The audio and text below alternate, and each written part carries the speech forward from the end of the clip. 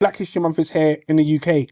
Sorelli and I had the fortune of visiting Ghana last month. We went there for 11 days. Mad. And being in Ghana, one of the inspirations behind going for both of us, we've discussed this, was we did our ancestry DNA. And when it came up, quite a high proportion of my ancestral trail resides in Ghana. So I thought, let me go there and see what it's like. And I've been to Morocco before. However, I wanted to go to, I know it sounds mad, but mainland motherland. So managed to get to Ghana, which was amazing. Did so many things there. But one thing that we did do, and we made it a point to do, was to go to a place called the Elmina Castle. Now, the Elmina Castle was a castle which, I want to say 1492, I might get the dates wrong, was when this place was put together. And this castle's job was to process slaves. Now, when we think about how did the Dutch, the French, the Portuguese, the Swedish, and the British colonize parts of Africa, when you go to here, they explain it. And it's not necessarily small Britain or small Europe came to Africa and just literally colonized them all. Because the slave trade was nearly 400 years old. So you have to imagine it had to have been done in portions. And within those portions, there were ways and methods of how these things were put in place. So just to explain a bit more, what they would do is imagine, very simply, Buddy supports Liverpool, I support Arsenal. We're warring all the time. The British would come over and say to Buddy, listen, we've got these guns and gunpowder. We'll give them to you to kill Dean. Buddy's like, I'm actually going to go to war with him tomorrow. Bring the guns. Cool. Actually, we're going to help you kill Dean. Buddy's like, great. So comes, defeats Dean, no problem. Then what happens? All of the rest of my soldiers or my people or my tribe have then been captured by Buddy. So now I'm almost enslaved to Buddy and Buddy's tribe. Yeah? The people that was helping Buddy say, actually, we'll give you mirrors. We'll give you tobacco, we'll give you tea, we'll give you mirrors, we'll give you all of these things that you don't have access to and trade them for these people that you don't want because they're excess. Buddy's like, so what, I get all of this? Yeah, and Buddy, let me just take some of your gold as well. Okay, take all of it, because it was also originally called the Gold Coast. Yeah, so as these people were taking all this in, they were also taking your slaves. When the gold dried up, they realized, one second, scrap gold, these people are worth more than gold. And there's much longer longevity. So what would happen is 1,000 slaves were processed at a time through this castle, Elmina Castle. And what they would do is they'd round up these people, put them into this confined space, and they've got separate dungeons. Anything from 150 to 400 slaves will be held in these dungeons that was kept on this plot of Elmina Castle.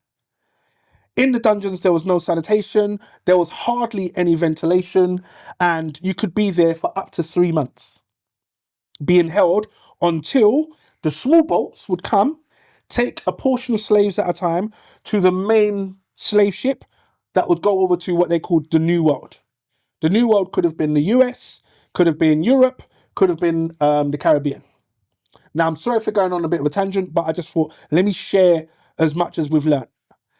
Now, through this process, they'd take 1,000 slaves, but they knew 25% of those are going to die within this Elmina Castle place.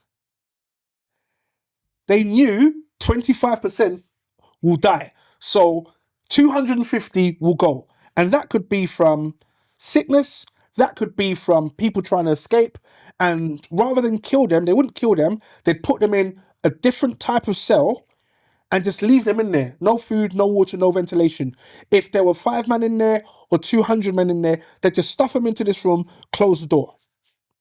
In a week's time, they'll send one of the good slaves in to check, is any of them men in there still alive? If they're all dead, Cool, bring them out, display their bodies. So if anyone else wants to either be rude, if they want to try and escape, plot this, not listen, this will be you. Then they'll drag these bodies over and throw them into the sea. Now, geographically where Elmina Castle is now, the sea is about, how far would you say, really?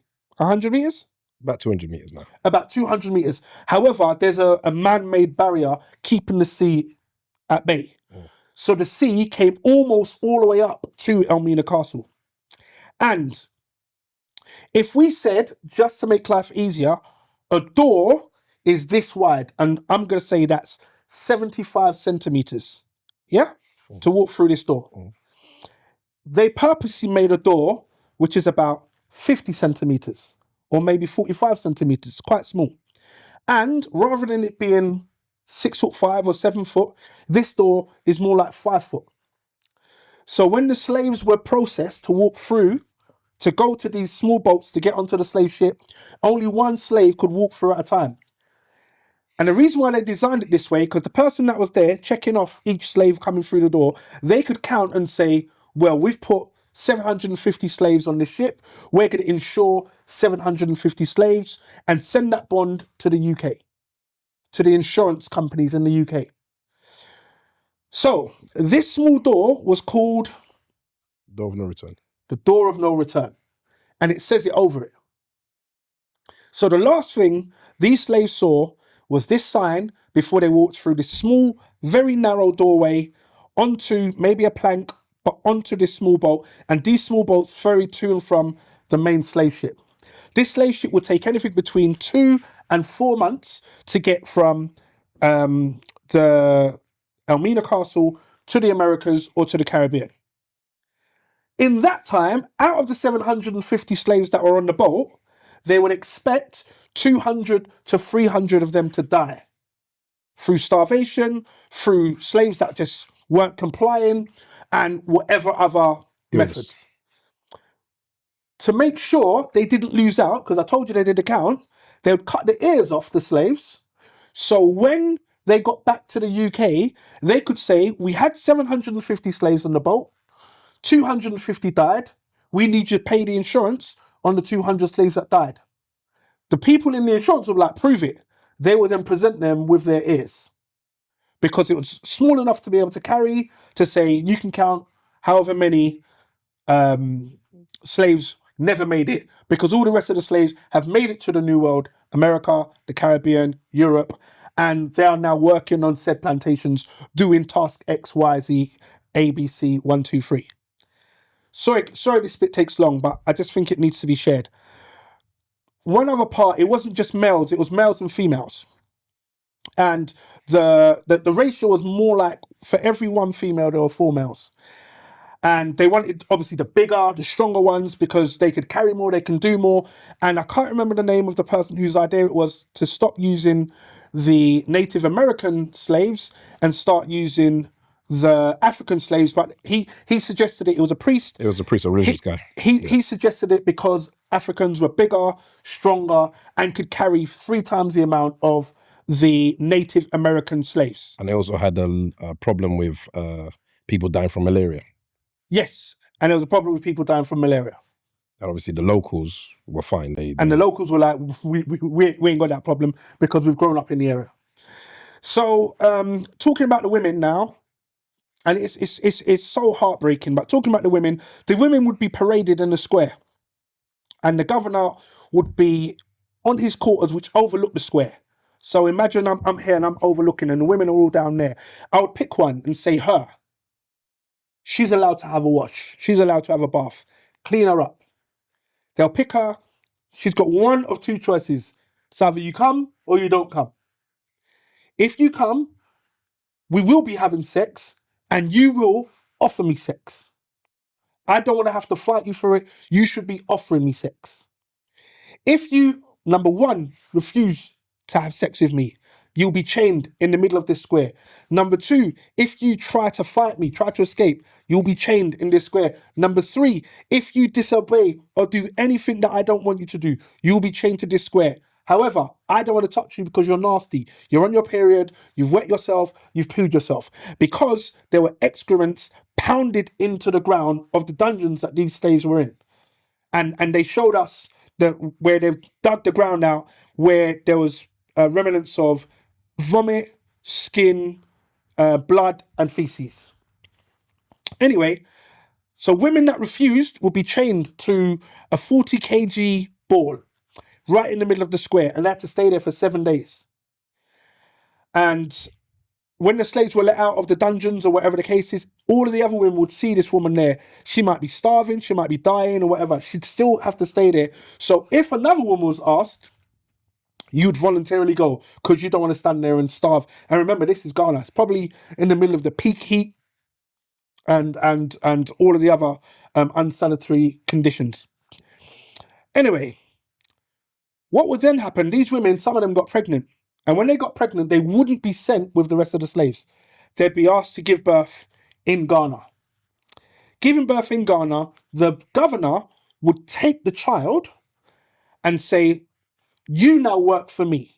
Obviously, my child works for me on this side. You're not a slave, you're my child. But what you do is you process slaves, you condition slaves, you're a soldier. Do you know what I mean? So they call these people mulattoes. And in that part where Elmina Castle is and a few of the other castles, is it called Prince? There's another castle called Prince something. I can't remember the name. It's on the slave route between Democratic Republic of Congo and Benin and Togo. But they have a higher population of mulatto fair-skinned people who are descendants from these the governors. Yeah.